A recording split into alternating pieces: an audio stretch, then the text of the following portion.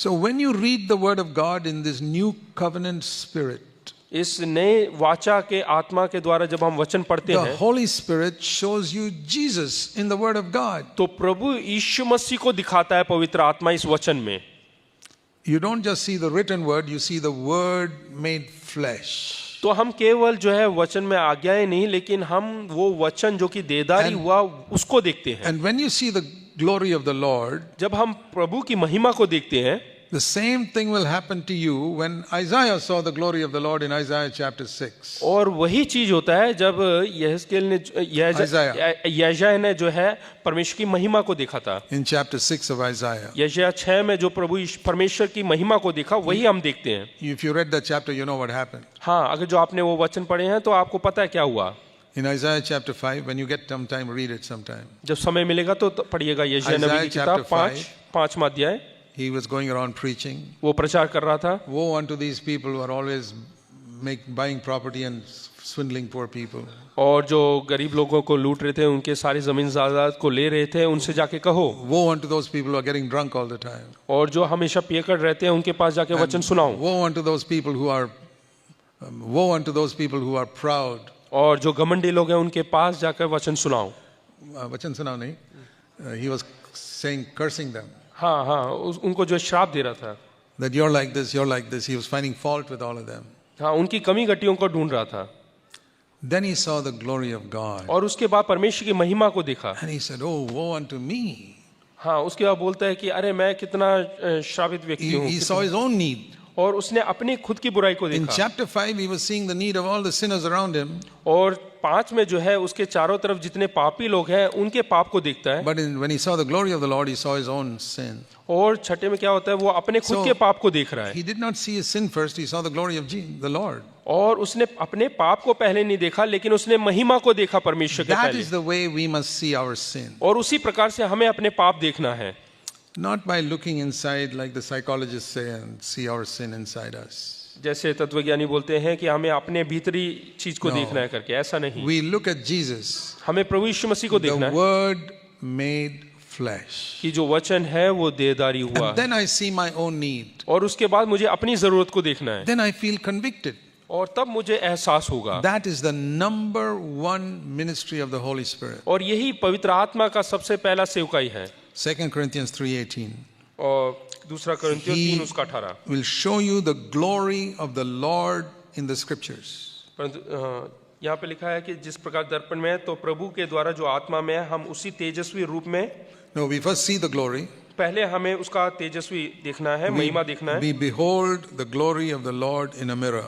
और हम जो है उस महिमा को उस दर्पण के अंदर देखते हैं. Second, दूसरा, He changes us into that likeness from glory to glory. और हमें उसी तेजस्वी में जो है अंश अंश करके बदलता है. That is the second ministry of the Holy Spirit. और यही दूसरी सेवकाई है. If I only saw the glory of Jesus, I'll get discouraged because I am so much unlike him. अगर जो मैं केवल परमेश्वर की महिमा को ही देखूं तो मैं निराश हो जाऊंगा क्योंकि मैं उसके समान नहीं हूं. But here's the encouraging thing. लेकिन यहाँ पे प्रोत्साहन करने वाली कुछ बातें हैं. The Holy Spirit says, "Do you see the glory of Jesus there?" हाँ, वहाँ पे वचन कहता है कि अगर जो तुमने वो महिमा को देखा है. The Holy Spirit asks you, "Have you seen the glory?" तो पवित्र आत्मा पूछता है कि क्या तुमने उस महिमा को देखा? Yes, Lord. हाँ प्रभु. Do you see how unlike you are compared to that? अभी देखो उस महिमा के सामने कितने तुम उस महिमा से दूर हो. I will make you like that. लेकिन मैं उसी महिमा के समान बनाऊंगा. That encourages me. वो प्रोत्साहित करता है. So don't get confused about the ministry of the Holy Spirit. इसलिए पवित्र आत्मा की जो सेवकाई है उसमें जो है आप दो तरफा सोच ना रखें. All of the Holy Spirit's ministry is in two things. केवल जो पवित्र आत्मा की सेवकाई है वो दो बातें हैं. To show you the glory of Jesus, the Word made flesh. पहला ये कि प्रभु यीशु मसीह की महिमा को दिखाना जो कि वचन देहधारी हुआ. And then to change me into that likeness. और दूसरा ये है कि उसी के समान हमें बनाना. I cannot make myself like Jesus. मैं अपने आप को प्रभु यीशु मसीह के समान नहीं बना सकता. I can imitate it. और मैं वैसा दिखा सकता हूँ. But it will be like a painted fire. लेकिन वो जो है पेंट किया हुआ, रंग भरा हुआ आग के समान होगा. There's a painting of a fire here. From a distance, you may think it's a real fire. हाँ, जो आग का जो है ऐसा हम जो है पिक्चर बना सकते हैं. ऐसा लगेगा कि वहाँ पे आग लगा हुआ है. Seeing a good photograph of a fire. और अच्छा तस्वीर आग का. put it up here. People think it's a real fire. और इसको यहाँ पे दर्शाएं तो ऐसे लोगों को लगेगा कि ये असली का आग लग गया But है, there's no light. लेकिन उसमें रोशनी And नहीं there's होगा no heat. और उसमें ना तो गर्माहट होगा, And that is an imitation. और वो सिर्फ एक नकली है। So if you try to make yourself like Jesus, अगर जो हम अपने आप को प्रभु यीशु मसीह के समान बनाने की कोशिश करेंगे it will be a painted fire. तो वो केवल एक चित्र बनाया हुआ आग के समान You होगा, will improve yourself and you think you've become like Jesus. और आप अपने आप को जो है थोड़ा सा बदलावट लेकर आएंगे और आप समझेंगे कि मैं प्रभु यीशु मसीह के समान हो गया That's हूँ। what they tried to do in the Old Testament. और वही चीज पुराने नियम में वो लोग To करते try थे, and keep the law, and they always failed. और वो जो है नियमों का पालन करने की कोशिश करते हैं और लेकिन हमेशा पराजित हो जाते हैं। old system called the Old Covenant, God has abolished it. और पुराने नियम को परमेश्वर ने हटा दिया, Because He says that doesn't work. लेकिन वो परमेश्वर ने बोला कि ये काम नहीं करता, Then why did God give it? तो फिर परमेश्वर ने क्यों दिया? To show people it doesn't work. दिखाने के लिए कि ये कार्य नहीं करता।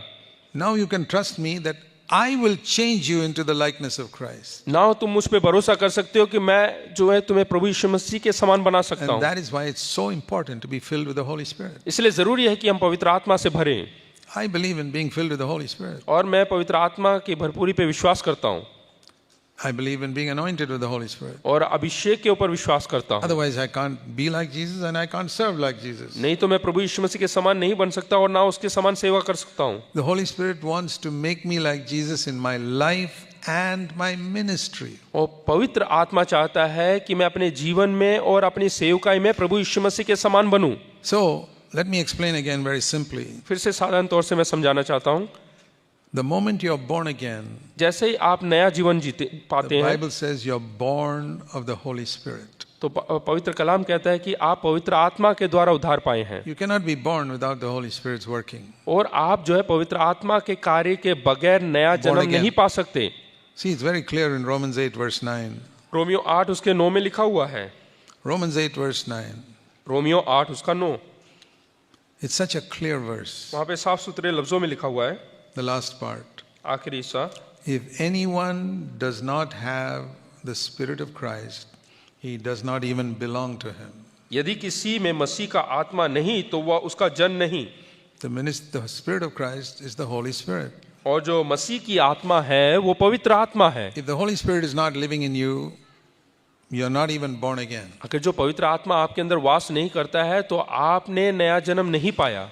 I want to make this very simple to you because there's so much confusion about the ministry of the Holy Spirit today.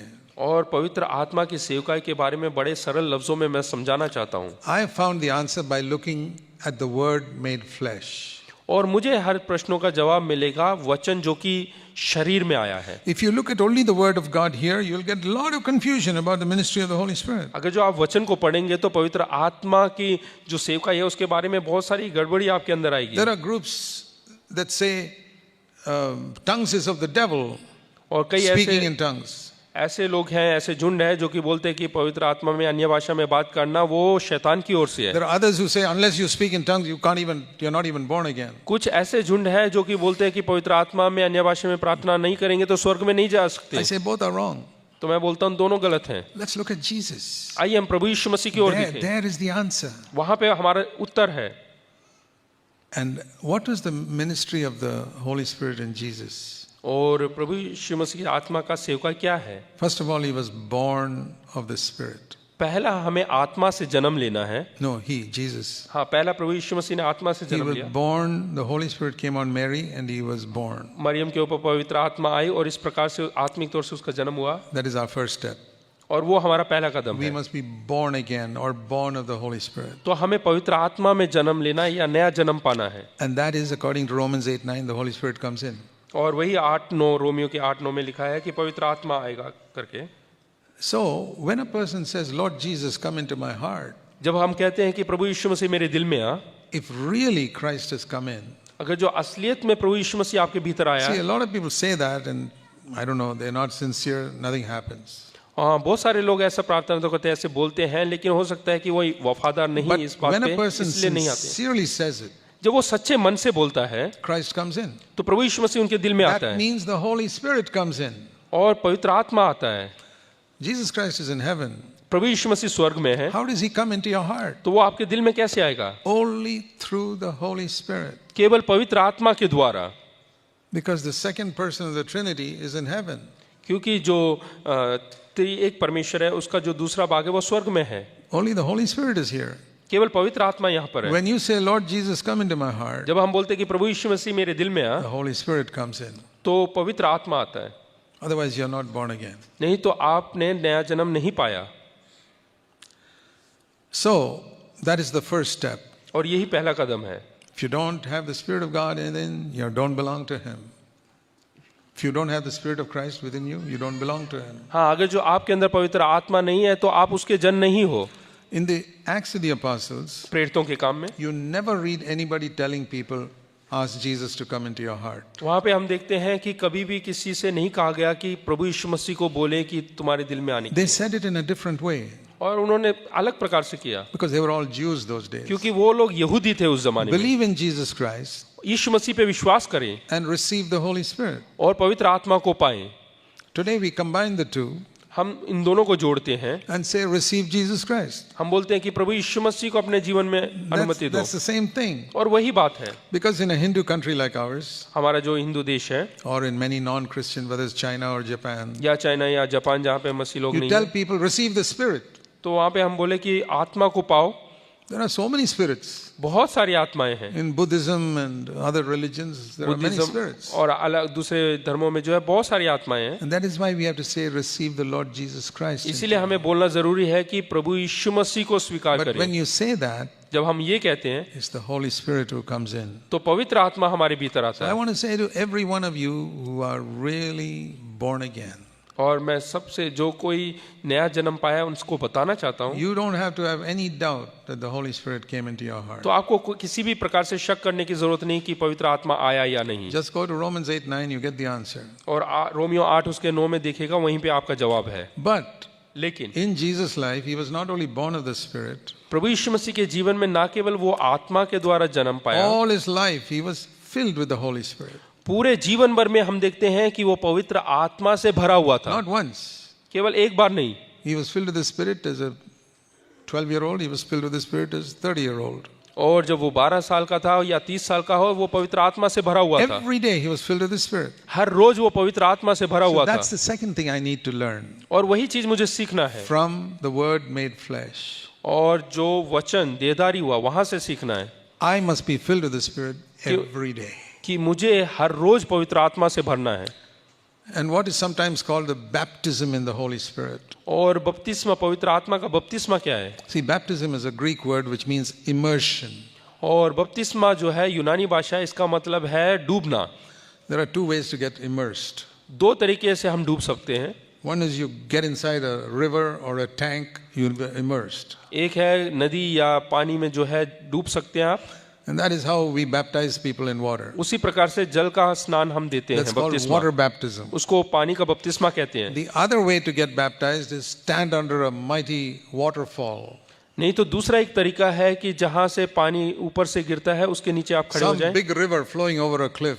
बड़ी सी नदी जो कि पहाड़ चट्टानों से बहकर You नीचे की stand ओर आ under रही है, it, you're immersed or baptized in that water. तो आप उसके नीचे खड़े होंगे तो आप जो So, है बपतिस्मा पाएंगे. The Holy Spirit is pictured in the Bible like a river falling down on earth from the throne of God. और पवित्र आत्मा इस तरीके से जो है उसका तस्वीर कलाम में दिखाया गया कि परमेश्वर के जो सिंहासन है वहां से बह के गिरता You है. read that in Revelation 22, a river flowing from the throne of God. और प्रकाशित वाक्य बाकी में 22 में लिखा हुआ है कि परमेश्वर के सिंहासन से वो बहकर निकलता When है it करके. fell on the earth on the day of Pentecost, और जब वो इस धरती पर गिरता है पेंतिकोस्त के दिन these पर, 120 people got drenched in that spirit. तो 120 लोग जो है वहां पे पवित्र आत्मा बिल्कुल गीले होकर So डूब गए. we need to be filled or baptized in the Holy Spirit. तो हमें पवित्र आत्मा में जो है पूरा डूबना है.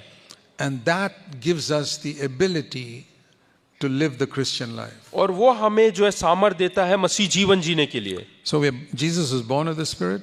और पवित्र आत्मा में प्रभु यीशु मसीह का जन्म हुआ. Secondly, he was filled with the Spirit continuously. और लगातार वो पवित्र आत्मा में बना रहा. Then third, और तीसरा, on the day of Pentecost, when he was 30 years old, he was anointed with the Spirit. और 30 साल का जब हुआ तो उसमें पवित्र आत्मा का अभिषेक को प्राप्त किया. What did the anointing of the Spirit do for him? और ये अभिषेक जो है पवित्र आत्मा का, उसने क्या किया है इसके जीवन में? He didn't become more holy when he was 31 than when he was 29. और वो जब 31 साल का हुआ तो अति पवित्र नहीं हुआ 29 से। When he was 25, he was holy. When he was 32, he was holy. 25 साल का था तब भी वो पवित्र था, और जब वो 32 का हुआ तब भी पवित्र था। What did this anointing of the Spirit do? और ये अभिषेक क्या करता है? It gave him supernatural abilities to serve his Father. वो एक ऐसा सामर्थ देता है, अलौकिक सामर्थ देता है कि उसके पिता की सेवकाई को कर सके। He could preach powerfully when he was 30, जब वो 30 साल का हुआ तो सामर्थ के साथ प्रचार कर सकता है, which he could not do when he was 25. और वो जब 25 का था तब नहीं कर पा रहा He था। could cast out demons now, which he didn't do before. और अब वो दुष्ट आत्माओं को निकाल सकता है जो कि 25 वर्ष का था उस समय नहीं कर पा He रहा could था। do miracles, which he couldn't do before. और अचंभे का काम कर सकता है जो पहले नहीं करता था। So think of these three ministries of the Holy Spirit in Jesus' life. पवित्र आत्मा के 3 कार्य जो कि प्रभु यीशु मसीह के जीवन में किया, इनको हम याद करें। Born of the Spirit, पवित्र आत्मा के द्वारा that's जन्मा, how he was born. That's how he was और born. इस प्रकार से उसका जन्म हुआ, Continuously filled with the Spirit so that he could live a holy life. और लगातार वो पवित्र आत्मा में भरा हुआ जीवन जी रहा था ताकि वो पवित्रता की जिंदगी जी सके। Anointed with the Spirit towards the end of his life for a supernatural ministry. और जीवन के अंत तक एक अलौकिक शक्ति से भरा हुआ था ताकि वो पिता का जो है सेवकाई कर सके। So we need that too.